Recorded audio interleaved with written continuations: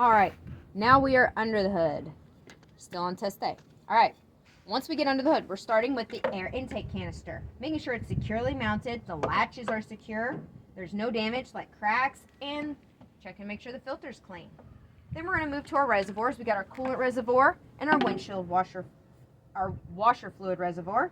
We're going to make sure that they're both securely mounted, all bolts present and tight, making sure that there's no cracks or leaks. They're both full of fluid, and both of them have their caps present and tight. Then we're going to move to our alternator and our water pump and our serpentine belt. We're making sure that they're securely mounted. Make sure that all bolts are present and tight. We're going to make sure that the alternator has no loose wires or no signs of electric arc or burning. And we're going to make sure our water pump has no leaks around it or under the bus. And then make sure that the serpentine belt has no cracks, cuts, frays, or abrasions. The ribs are intact and has no more than 3/4 inch of give. Then we're making sure that the serpentine belt is properly seated in all of its pulleys. From there, we're going to move to our radiator. We're making sure that it has no damage, like no punctures, so there's no leaks. We're moving over here, checking our radiator fan, making sure that it has no damage, that all the blades are present, and it spins freely. Then we're checking our upper and lower radiator hoses. We're making sure that there's no cuts, holes, chafing, or weather rot, no leaks, and all the clamps are present and tight. Then we're going to come down here. We're going to check our leaf springs. These are our leaf springs. We're making sure that they have no cracks, welds, twists, or aftermarket modifications. They're properly spaced with their spacers, and they're secured to the axle with their U-bolts. And all the nuts and bolts are present and tight. Then we're going to move up right here to our leaf spring hangers. Here's the front one. Back there's the rear one.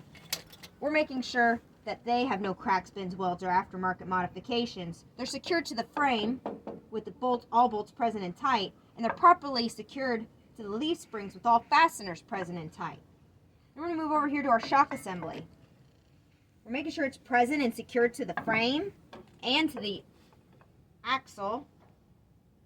All bolts are present and tight, and they're hydraulic shocks, so we make sure there's no leaks.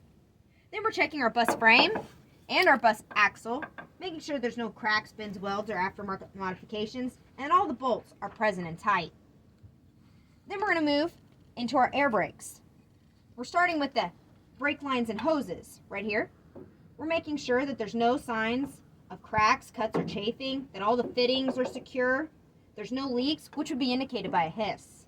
Then we're moving to the air brake canister, this right here. We're making sure that it's securely mounted, all bolts are present and tight, there's no cracks, bends, welds, or aftermarket modifications, and no leaks, which would also be indicated by a hiss. Now we're checking the safety clamp right here. We're making sure that it's present and tight with its nut and bolt. There's no damage to the clamp like cracks or twists. Now we're checking the push rod, which is this right here. We're making sure it has no cracks, bends, welds, or aftermarket modifications. It's securely connected to the slack adjuster with its keys and cotter pins. Then we're checking the slack adjuster. We're making sure that it has no cracks, bends, welds, or aftermarket modifications. It's properly secured to the S-cams and the push rod. And it's a lubricated item, so excess grease is okay. Then we're moving inward to check our brake lines and padding, which can be viewed through the portholes. We're making sure that there's no less than a 1/4 inch of pad, there's no metal-to-metal contact, and make mention that the brakes are annually inspected by a mechanic. Then we're going outward and we're checking the brake drums. We're making sure there's no cracks, bends, welds, or aftermarket modifications, no contaminants such as debris, oil, or grease, and no bluing due to drum overheat. Then we're going to move up into our tire. And the first thing we're starting with is we're checking the tire tread. We're making sure there's no foreign objects, no cuts, no gouges, the tread's evenly worn. The tread depth on the front must be 4/32 of an inch, and no recap on the front tires. And the left and right tire must match. Then we're going to move forward to our sidewall, making sure there's no foreign objects, no cuts, gouges, or dry rotting. You can find the manufacturing specifications for inflation on the side. Then we're going to move to our valve stem, which currently is at the very bottom. We're making sure that it's present and in good condition. The valve cap is present. It's not leaking. And we make mention that you can check proper inflation using a tire gauge. Then we're moving out to our rim. We're making sure there's no cracks, bends, welds, or aftermarket modifications, no warping or wallowing of the holes, and no separation due to underinflation. Then we're going to check our lug nuts, making sure they're all present and tight. Then we're checking our hub oil seal, making sure that all the mounting bolts are present and tight. The hub assembly is an oil bath, so we make sure that the plug is present and there's no indication of an active leak around it. Then we're going to check the mud flaps, making sure that they're present, properly mounted, and in good condition. Making sure there's no more than 8 inches from the bottom of the mud flap to the ground. Alright, then we're going to move to the other side of the engine.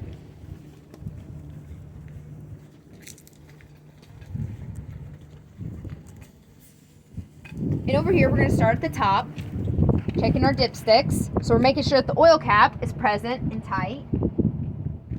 Then over here, we identify this is our transmission cap and this is our oil cap.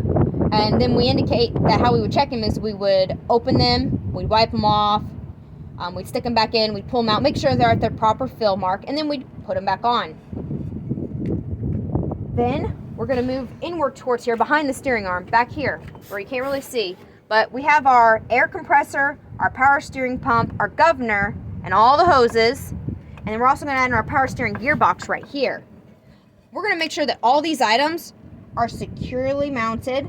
All bolts are present and tight. We're going to make sure there is no leaks from any of the hoses. And that all the fittings are secure. Any leaks would be indicated by a hiss.